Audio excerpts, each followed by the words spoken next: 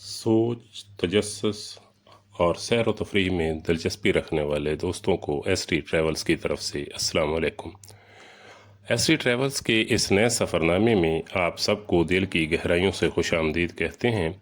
हम हैं आपके अपने और आज हम आपको लेकर चलेंगे एक ऐसे सफ़र पर जो आपके दिलों को छू जाएगा, आपकी आंखों को खैरा कर देगा और आपकी रूह को एक नई ताजगी बख्शेगा। क्योंकि इस एसटी ट्रैवल्स आपके लिए लाया है दुनिया के इन गोशों की झलकियाँ, इन कहानियों के रंग और उन मनाजिर की खूबसूरती जिन्हें देखकर आप कह उठेंगे वाह। तो तैयारी कर लीजिए एसटी ट्रैवल्स के साथ एक यादगार सफ़र की जानिब। तो शुरू करते हैं आज का सफ़र। तसव्वुर की आंख से देखिए एक ऐसी सुबह जब दरियाए जमुना के किनारे धुंध की एक हल्की सी चादर फैली हुई थी और सूरज की पहली सुनहरी किरण एक सफ़ेद मरमरी ख्वाब पर पड़ती है।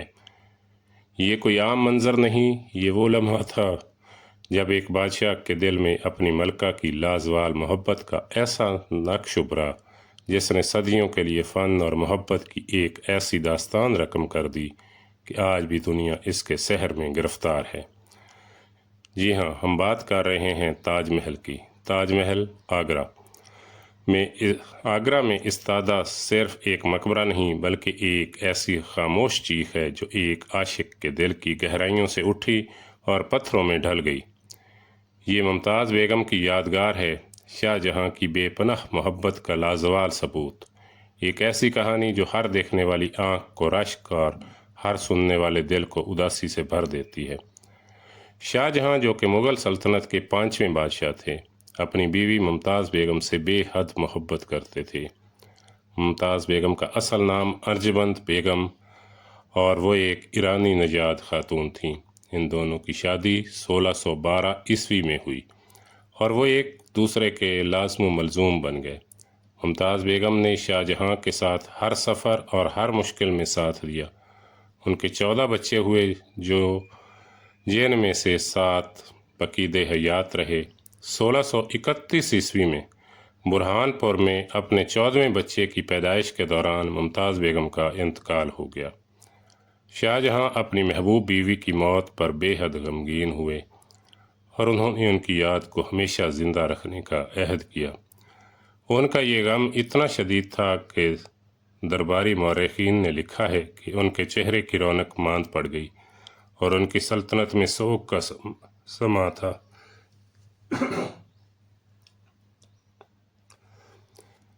इसी अहद के नतीजे में ताज महल की तामीर का आगाज़ हुआ। इस शानदार मकबरे की तामीर 1632 में शुरू हुई और तकरीबन 22 साल के तवील अरसे बाद 1653 में मुकम्मल हुई।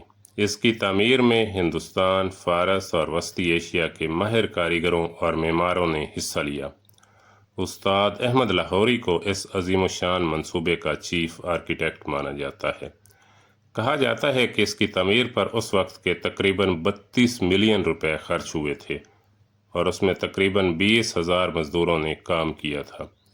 इन मज़दूरों में संग तराश, पीछीकारी के माहिरीन, खत्तात और दीगर फ़नून के माहिरीन शामिल थे। ताजमहल फ़न तामीर की एक शाहकार की हैसियत रखता है।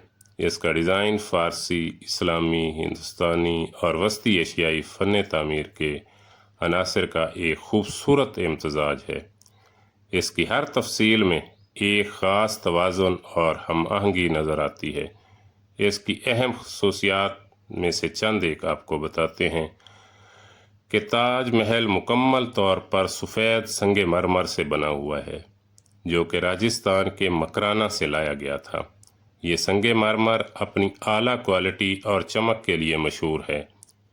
इसकी खासियत यह है कि ये दिन के मुख्तलिफ औकात और चांदनी रात में मुख्तलिफ रंगों का तासुर देता है।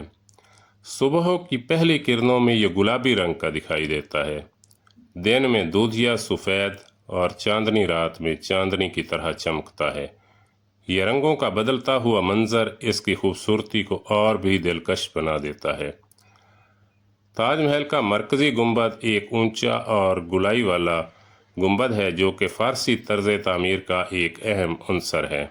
इसकी बुलंदी तकरीबन 35 मीटर है اور یہ ایک الٹے ہوئے کمل کی شکل کا ہے۔ اس کے چاروں طرف چھوٹے گنبد بھی موجود ہیں جو کہ چھتریوں کی طرح دکھائی دیتے ہیں اور مرکزی گنبد کی عظمت میں اضافہ کرتے ہیں۔ ان گنبدوں کی ترتیب ایک خاص ریاضیاتی تناسب کے تحت کی گئی ہے جو کہ دیکھنے میں انتہائی متوازن لگتی ہے۔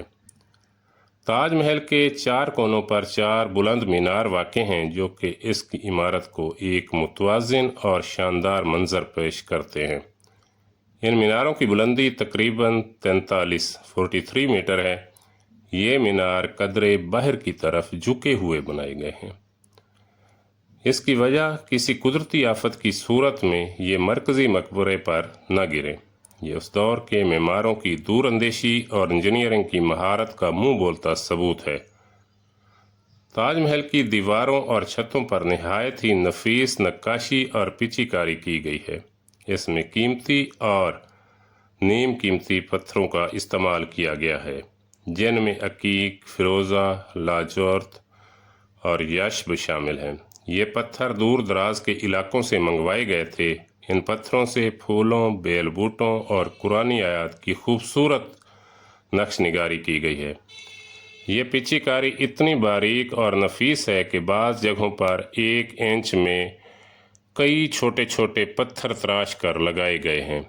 یہ فنکاری اس دور کے کاریگروں کی مہارت اور صبر کی عکاسی کرتی ہے۔ تاج محل کے سامنے ایک وسیع و عریض باغ ہے جو کہ 4 باغ کے طرز پر بنایا گیا ہے۔ یہ طرز فارسی باغبانی کا ایک اہم حصہ ہے جس میں باغ کو 4 حصوں میں تقسیم کیا جاتا ہے اور درمیان میں نہریں اور راستے بنائے جاتے ہیں۔ اس باغ میں نہریں، فوارے اور راستے موجود ہیں جو کہ تاج محل کی خوبصورتی میں مزید اضافہ کرتے ہیں۔ یہ باغ جنت کی عکاسی کرتا ہے جس کا ذکر اسلامی فن تعمیر میں اکثر ملتا ہے۔ باغ میں لگے ہوئے سرسبز درخت اور رنگ برنگے پھول اس کی خوبصورتی کو اور بھی بڑھا دیتے ہیں۔ غرضے کہ تاج محل محبت اور تعمیراتی عظمت کی عالمی علامت کے طور پر قائم ہے جو سالانہ لاکھوں زائرین کو اپنی طرف متوجہ کرتا ہے۔ آخر میں اپنے ناظرین سے یہ گزارش کریں گے کہ ہماری حوصلہ افزائی کے لیے ہمارے چینل کو لائک، شیئر اور سبسکرائب کریں کیونکہ ہمارا سب سے قیمتی اثاثہ آپ ہی لوگ ہیں اور آپ لوگوں کی حوصلہ افزائی ہی ہمیں آپ کے لیے محنت کرنے اور ایک ایسے کام کی طرف رغبت دلاتی ہے جو کہ آپ لوگوں کو بھی پسند آئے اور ہم بھی آپ کی محبت میں اس کو زیادہ سے زیادہ اچھے سے اچھا بنانے کی کوشش کریں۔ آخر میں آپ دوستوں سے ایک سوال کرتا چلوں گا، اس کا جواب آپ نے کمنٹس میں ضرور لکھنا ہے کہ ممتاز بیگم اور شاہ جہاں کی شادی کون سے سن عیسوی میں ہوئی؟ تو اس کے ساتھ ہی آپ لوگوں سے اجازت چاہیں گے۔